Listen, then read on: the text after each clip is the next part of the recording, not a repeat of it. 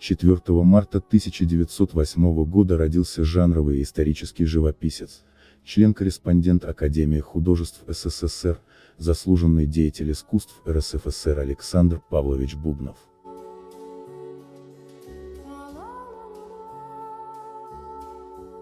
В 1914 году началась Первая мировая война. Саше было 6 лет, когда его отца Павла Семеновича Бубнова призвали в действующую армию, а мать с сыном переехали в деревню Бубновку, расположенную на берегу реки Откара в 20 километрах северо-западнее Откарска, к деду Семену Сергеевичу Бубнову.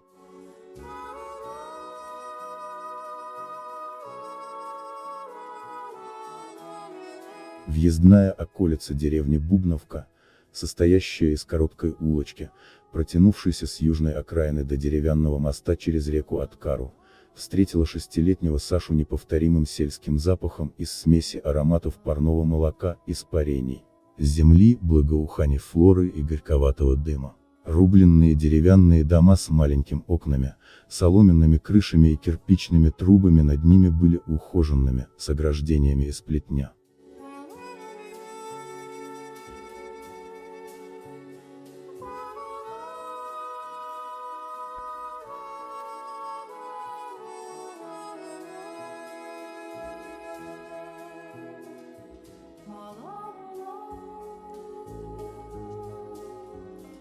Поселившись у деда, любопытный мальчик познакомился с поселением, в котором отныне ему предстояло жить. Деревня Бубновка, состоящая из 380 дворов, раскинулась по обоим берегам реки.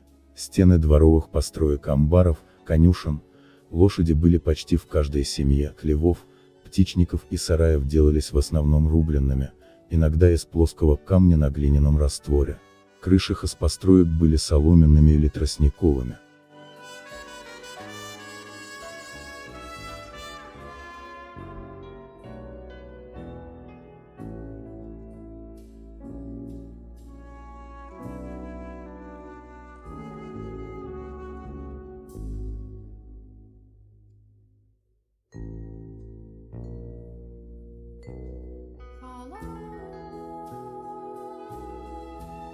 Подальше от домов, у реки, стояли бревенчатые с тесовой крышей мыльни.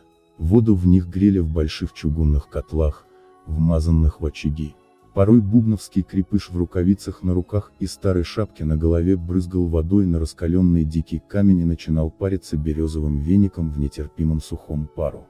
А потом выбегал и бросался в речку, зимой в сугроб, чтобы остыть и снова идти мыться. Саша Бубнов, проживший в Бубновке чуть более 3 лет, воочию увидел, как достается хлеб насущный. Весной на лошади с сахой крестьяне пахали поле, опытные старики равномерно бросали из лукошек зерна в землю. Затем пашню разравнивали бараной с деревянными зубьями, засыпая при этом семена грунтом. Мальчик видел, как горячо молились пожилые женщины, чтобы Бог дал дождя и был хороший урожай. Но урожай не всегда выдавался завидным.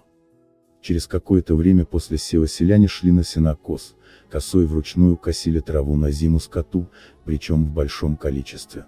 Срезанная трава высыхала, сено собирали в стога, утрамбовывали сверху, чтобы скатывалась дождевая вода. Перевозили это сено к дому зачастую лишь по первому снегу, из-за нехватки времени и сил сделать это летом. Аналогично обстояла ситуация и с подвозом дров и хвороста из леса.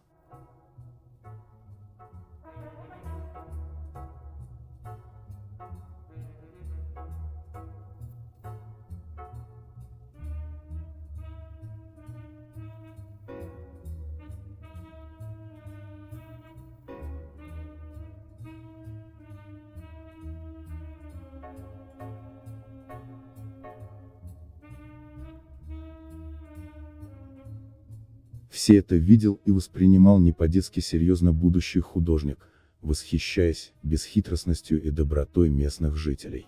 Деревня Бубновка со своеобразным бытом поселян была для мальца тем самым родным уголком малой родины, о котором он помнил потом всю жизнь. Сельская жизнь 9-летнего мальчика закончилась, когда больной отец возвратился с войны, и семья переехала в Откарск. Учиться Саша Бубнов стал в городской школе номер 3 9-летнего образования. Самыми близкими школьными друзьями Бубнова стали Володя Антонов и Борис Смирнов. Впоследствии Владимир Антонов стал генералом, героем Советского Союза, а Борис Смирнов – профессором Саратовского НИИСК Юго-Востока Министерства сельского хозяйства РСФСР. После смерти их друга, они оставили теплые воспоминания о нем. В школьные годы пытливый ученик Саша Бубнов проявляет большой интерес к рисованию. Эту любовь развивал в нем преподаватель художественной студии Николай Яковлевич Федоров. В студию Саша поступил в 1919 году, сочетая школьную учебу с занятиями живописью. Руководитель из-за студии давал своим подопечным разностороннее образование. Наряду с зарисовками, учащиеся знакомились с историей и энтографией, принимали участие в раскопках кургана древнего городища, стоянок первобытного человека вместе с саратовскими археологами. Ходили в пешие походы по отдаленным уголкам Аткарского края, знакомились в селах и деревнях с народными обычаями, нравами, песнями, частушками. В 1927 году Саша Бубнов едет в Москву и поступает в Московский художественно-технический институт, где преподавали известные педагоги Константин Истомин, Павел Кузнецов, Николай Чернышов и другие. Первые его работы были посвящены героическим событиям гражданской войны. После окончания художественного института в 1930 году юноша, полный творческих сил, надежд и энтузиазма, едет на строительство кузнецкого металлургического гиганта. Работая там архитектором-оформителем, Александр Павлович пишет удачные и интересные портреты рабочих Кузбасса, молодой рабочий, девушка в красной косынке, работница и другие.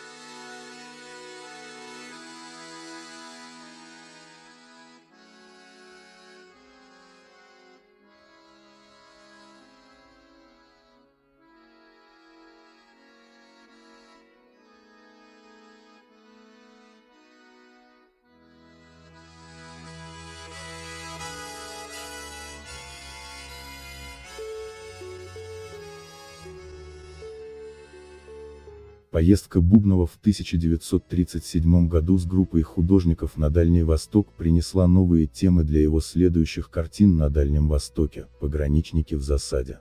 Появляется живопись на мирные темы «Яблочко», «За шахматами», «Проводы делегата на съезд колхозников».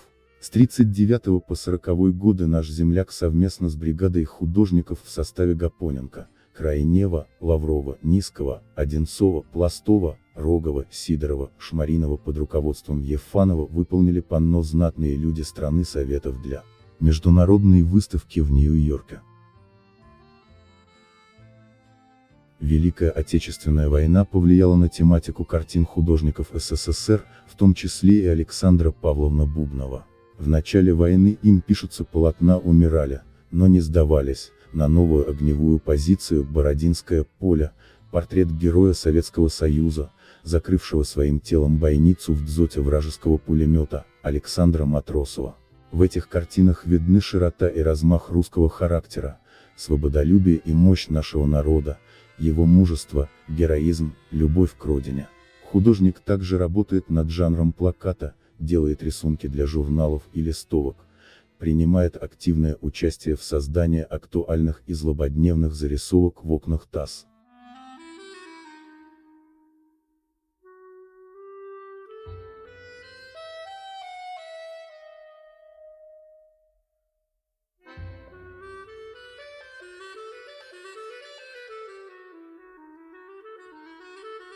Но, пожалуй, самым непревзойденным шедевром Бубнова стало его полотно «Утро на Куликовом поле», за которое автор удостоился сталинской премии. Нет, наверное, такого человека, который бы не видел этой картины. Бубнов начал писать картину в самый разгар войны, сами события которой, идеи, чувства, переживаемые народом, воодушевили художника создать произведение о великом подвиге русских воинов, освободивших страну от двухвекового ига. Его замысел был органично связан с тем огромным напряжением сил, с тем патриотическим подъемом, которым жила тогда вся страна. Гордость за весь народ русский, прошедший через все самые суровые испытания, одержавший величайшую победу, живое ощущение и связь времен, напоминание событий прошлого, в которых так явственно различимы черты настоящего. Вот что определило внутренний пафос и весь ход работы над этим полотном. В нем отражены силы русского народа, его борьба за независимость, историческая обстановка эпохи, где особенно выделяется монументальность образов. Художник изучал труды историков-исследователей, опыт русских исторических живописцев, литературные памятники, собирал сказания о Великой Победе, знакомился с бытом Руси XIV века, обрядами, обычаями, одеждой, с военным делом того времени. Ходил по Москве, по базарам в поисках натуры, с трудом уговаривал подходящую модель позировать, тяжелое было время. Покупал подходящий реквизит для будущей картины, в частности одежду, оружие. Варежки, рубашки, веревки на пояса плел сам. Двух русских героев на переднем плане картины художник написал с саратовских скульпторов Александра Кибальникова и Евгения Тимофеева. В картине оптимистическое чувство пронизывает все в произведение. Раннее утро. Густой туман еще не рассеялся. Русское войско стоит среди поля неподвижно и молчаливо. Но как обманчива эта кажущаяся в первую секунду неподвижность. От фигуры к фигуре нарастает движение, оно сдержанно и выразительно. Напряжение ожидания, тревога и решимость отражены в лицах воинов. Убедительно и верно переданы градации этих состояний в лицах и позах умудренных опытом зрелых воинов, напряженно всматривающихся вдаль, откуда должен появиться враг, и юношей, совсем еще мальчиков, в состоянии которых решимость сложить свою голову перемешивается со страхом. Смело и несколько даже беспечно смотрит вперед молодой гигант-богатырь, вышедший на поле вперед войска с топором и щитом. Нетерпеливо рвется вперед совсем еще юный парень, жадно и с любопытством выглядывающий из второго ряда войска. Уверенно и спокойно стоит бывалый воин. Подобало в то время старому помолодеть, а молодому плечи свои развернуть. Вот один поднимает щит, другой нетерпеливо сжимает холодно мерцающий топор. Третий трогает тетиву лука, кто-то молится, скоро начнется битва.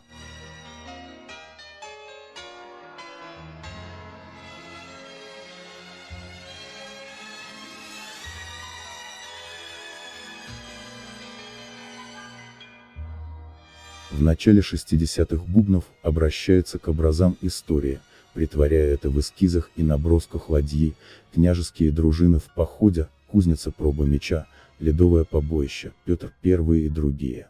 Наш земляк неоднократно посещал Саратовщину, свою малую родину, Аткарский край, бескорыстно помогая начинающим художникам, при этом повторяя любимую свою фразу: брать самое простое, самое обычное и в нем находить красоту. К последним картинам Александра Павловича относятся черно-белые и цветные гуаши к произведениям Гоголя Тарас Бульба, «Ночь перед Рождеством», повесть о том, как поссорился Иван Иванович с Иваном Никифоровичем, к поэме Шевченко «Гайдамаки», трагедии Пушкина Борис Годунов, а также к сочинениям Некрасова и Крылова. Александр Павлович Бубнов избирался членом-корреспондентом Академии художеств СССР с присвоением звания Народного художника СССР, входил в комитеты союзных и республиканских выставок, которых было свыше 300. Он ушел из жизни 30 июня 1964 года в возрасте 56 лет и похоронен на Новодевичьем кладбище в Москве. Благодарные аткарчане чтут память своего земляка, одна из улиц Аткарска названа именем Бубнова. Во всех библиотеках района имеются репродукции картин и материалы о художнике.